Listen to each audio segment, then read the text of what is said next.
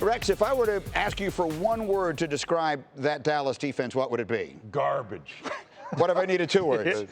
Hot garbage. That's what it was. Like, Greedy, this is the thing that drives me crazy. Like, look, they had a great week, and, man, everybody's patting them on the back, and I was like, yeah, all right, we're going to find out. And here's the thing. You know, in the NFL, they allow you to motion. Randy, you're going to tell me something about that later because they had no adjustments. Right. Guys, I mean, I could show you countless times they'd motion and be outflanked or whatever. In fact, we're going to roll to one right now because this is down in the red zone here, and defensive struggles. So that's putting it nicely, by the way. Mike Parsons, the only one going to do anything. He's going to set an edge. But look, count those guys. All right, here we go. As the motion comes over, all right, your linebackers are all supposed to pull the string. They're supposed to come over with them. Nobody moves. Well, guess what? You know who moves? Everybody. Look at them. 1, 2, 3, 4, 5 blockers.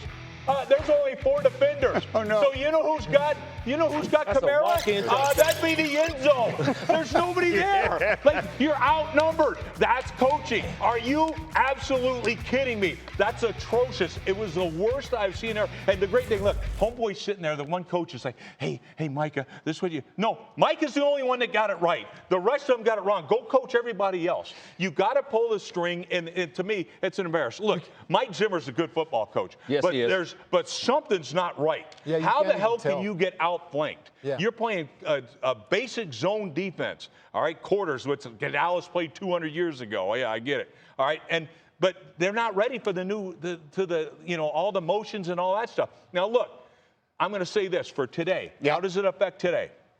Derrick Henry should have a monster day, right? Well, if they don't make adjustments, Derrick Henry, honest to God, will have 500 yards rushing.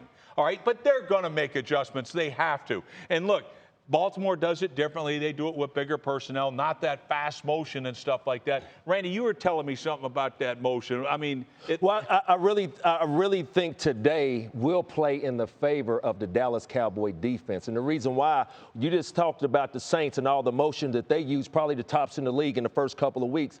But that's not really what the Baltimore Ravens offense do. They're very vanilla. So I really think, I said it opening kicks, being able to stop Derrick Henry coming down here, Brew, earn the right to rush the passer and stop the run. You have to. But one problem that they had last week was with a guy with sweet feet and Alvin Kamara. Baltimore Ravens got a guy with sweet feet, too. And I'm not talking about Derrick Henry. I'm talking about Lamar Jackson and his ability to escape and make big plays with his legs. So today, they got their work cut out for it. Can it be done? I think Mike Zimmer and his defense will fix some things, but they got a two-headed monster in that backfield. Can they slow it down? That's just how they're going to win the game today. To see if they made adjustments is one thing, okay? You hope that there's any type of adjustment that Zim makes in terms of if they do show them any type of motion today. But one thing they will see is a different offensive line. That New Orleans Saint offensive line may be the best in the league, and in Baltimore they are struggling on the offensive line. So you'll see a difference in that. Now, the one thing I just don't want to see. I know they move Micah around and everything, that's great. They move DeMarcus Lawrence around over on in 3 techniques. Stop that.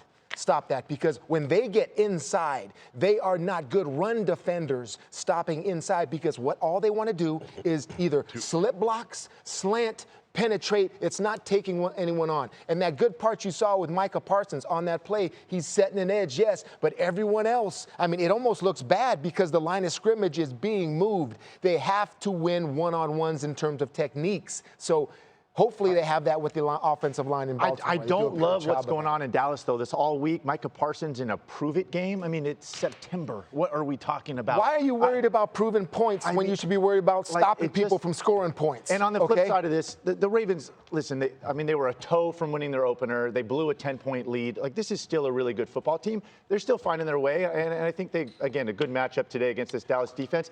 On the flip side of this, though, Dallas offense. Right? Like, who is going to emerge outside of CeeDee Lamb? Right? And it's great to have Ferguson back. If he comes back today, that'll be a big addition for them. But they've got to find somebody. We heard him mention the run game earlier, but I mean, who's it going to be? Real quick, Greeny. One thing as a wide receiver, I look at tape. One thing to look at this game today, Dallas defense was very vulnerable in the middle of the field. They lit the big play to Shaheed. Olave came in the middle. So today, protecting that middle is a must in the passing game. Well, you know, it's funny. It starts with protecting the quarterback. This is what Baltimore's going to have to do against Micah Parsons and company, not just with the run, but when you run it like that, the play action. We saw New Orleans tear them up. They tore it up. Because, and Derek Carr sitting back there all day long. He's like, how many Mississippis is this? About 10? And that's what it's going to be. And so Lamar, they have that scheme. You know, that Ravens has that scheme in pass protection. So watch for Lamar making some deep shots down in the middle of the field. We'll talk much more about the Ravens a little later. They're 0-2 with a brutal schedule coming up. They have Buffalo and Cincinnati. If they lose today, they could be staring at 0-5. Alex, you've lived this. He's the number one pick, and he's struggling. That was your experience at one time. What is he feeling right now? Man, so many emotions watching that. Hats off to Bryce for like stepping up and facing the music. It is such a lonely place, Greeny. Lonely place. I mean, you have the ball in your hand every single play. The team had the number one pick for a reason. We all know it's a disaster there in Carolina right now.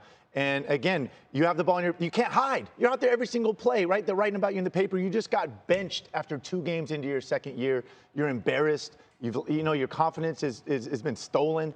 It's hard.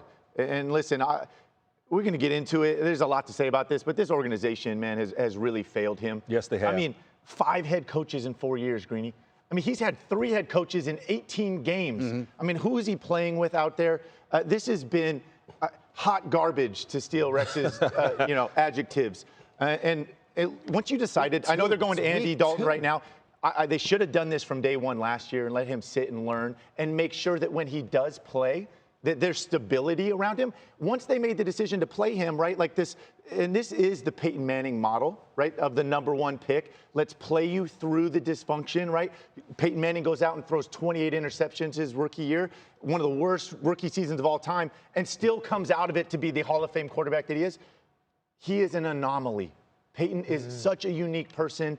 That is not the case most often. You can go out there and you can develop bad habits. You can lose your confidence, and it's shown up in Bryce's play. Like, I felt like I lived this, and again, so it's such a hard time watching it. Randy, how much of this, we talk about the kid, how much of this is the organization's fault? Well, you just seen Bryce's, clip of owning it, but you talking about the development. I remember hearing Tom Brady, last week or a couple of weeks ago, talking about the development of these new generational quarterbacks. And to your question, Greeny, I think the Carolina Panthers failed this young man because, Alex, you just said he's had 3 coaches in 18 games. So where's the development coming at as the franchise player, the first overall pick? And it seems like to me, one thing that I'll say is I remember just being in this league where the Oakland/Las Vegas Raiders was the laughingstock of the National Football League. And then it came with the Cleveland Browns. Right now, the laughingstock of the National Football League is the Carolina Panthers. Yeah. And it's not because of how they're playing. It's everything from ownership all the way down. Yeah, and you know what? I mean, from week 1, I really questioned the hiring of Dave Canales as the head coach. And the reason I did, if you're brought in, I'm sure part of it was he's the quarterback guru, right? Quarterback fixer, whatever. Yeah, let me tell you something about a young quarterback. You know how you fix him when they're struggling? They're going to struggle, right? With a running game and a defense. That's how you do it. And the funny thing, it's like, so I bring in Dave Canales, all right? He was dead last in Tampa. Dead last in rushing the football and rushing per attempt. And that's who you put in there to help this guy. I knew it was going to be a disaster. I thought it was the worst day hire ever. Like, I really did. For that kid's development, I thought it was terrible. This has gone exactly how I thought it would go. And the bad thing is, look, I questioned the pick when they had it because this is a size-speed league, the NFL is. But you know what? You can't question that kid. He had all the other intangibles. He never had the size. Right. But he's smart. He knew how to deliver the ball, and they weren't the only team that won him. By the way, they never had the first pick in the draft. They traded up for that pick. Yeah. So to me, that team right there, by the way, they used to be able to play defense, all right, till they trade the team away. But I'm sorry, this team, to me, it was a horrible hire. You've gone through a million coaches, you still don't have it Just right. a couple here. Watching Bryce Young, he looks like he didn't want to play. he looks like that he was disinterested. I wouldn't want to play. They've messed him up so much. You're saying I may play again later this year? I want out. Yes. If I'm Bryce, I want out because you're not proper. You messed me up. You're not properly developed. I'm sure he's got a team. I would advise him to get out. That's the one thing. The other thing, let me get on Canales here for a second, okay? Because let me tell you how I'd see this if I'm a linebacker on that defense and this happens and the quarterback gets benched after 2 weeks because he's doing so bad. At least my head coach looks like he wants to win a game. Okay, because you had no chance with Bryce Young to win football games. So I'll give Canales that. I respect that as a player in the locker room and saying, I know it's only week 2. Even the players, they have their ideas of, man, I'd give this guy 4 to 6 weeks, and then if not, maybe we should put in Andy. But, man, after 2 weeks, I'm looking at you, coach, and thinking, at least you're looking out for us and want to win a football game. I'll give Canales that. I'll give him that. So Andy Dalton's the answer? Is Andy Dalton the answer? Give me anything besides Bryce Young right now to win a football game if I'm a player on that team. I heard that this week when he said Andy Dalton gives us the best chance to win. Well, then what about last year? Of course that was true, but you decided to start him and go through this process, and now after 2 weeks into his second year, you're bailing on it. This organization is a disaster. The idea of an organization is to accumulate talent, not give it away. Right. Oh, we trade away Christian McCaffrey. We trade away DJ Moore. Brian Burns, let's just give away our best players. They have no idea how to identify talent and keep it. Oh, by the way, Baker Mayfield had to stop here. He wasn't good enough. Oh, now he's just crushing you in the division. So Sam Darnold was here. He wasn't good enough. I bring in the word that Bryce gets out of there. That I always talk about when there's something like this and the mentality of those players in the locker room watching the head coach is like, I'm going to do what's best for me. Real quick. And that's the independent contractor yes. mode. And it's like, I'm just going to do what I can to stay healthy and maybe fill up the stat sheet and do what I can so I can keep my job. But that's not the right attitude to have, and that's probably what they have. To that attitude, and Randy, you brought it up, word is out. Nobody wants to go there. They couldn't get a head coach. That's why they ended up with Dave Canales, right? No free agents are going to sign there. You could not pay me enough money to go play for the Carolina Panthers right now.